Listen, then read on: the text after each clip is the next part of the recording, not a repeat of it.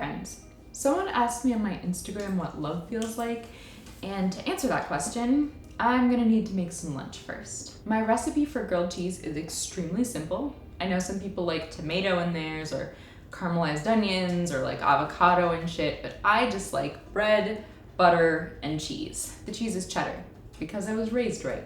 See, I like spicy food now because I've become a coastal elite, but my palate has been heavily influenced by Midwestern culture, which means that in my genetic line, there are people who eat just butter.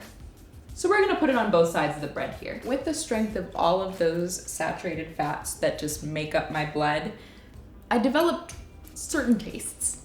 For me as a child, the peak of culinary excellence was when I caught the stomach flu and could only eat bland foods.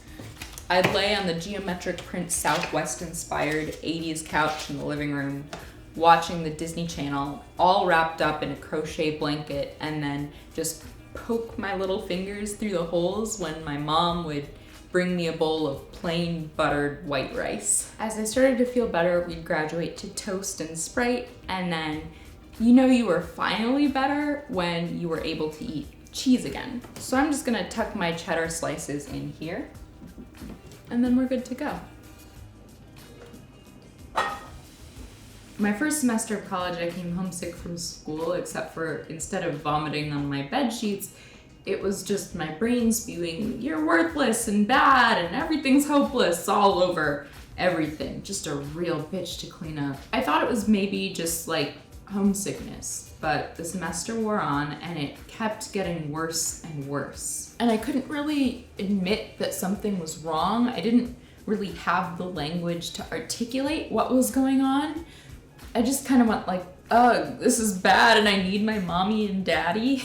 And I got on the next Badger bus home. I didn't want to talk about it. I didn't want to address it. I didn't even really want to hang out all that much. I just wanted to feel safe.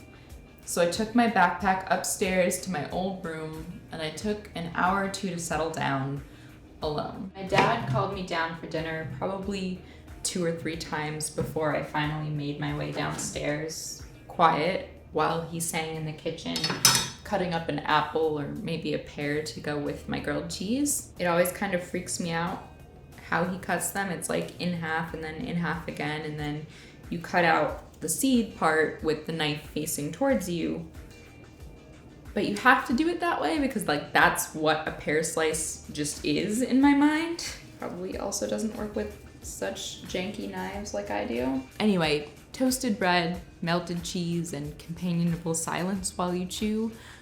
You know, a decent cheddar can pretty well patch up all the bad brain parts, at least temporarily, especially when it's made by someone who just wants you to be okay. So anyway, that's what love feels like to me. In the comments, tell me what love feels like to you. This video is brought to you by the Radish Collective, my community of patrons. If you want to join them before the end of the month of February, you will get a free digital download of my zine, Badly Drawn Bats. And if you can't, that's totally fine. Another way that you can help is to share this video with someone who you love. And I'll see you soon. Bye.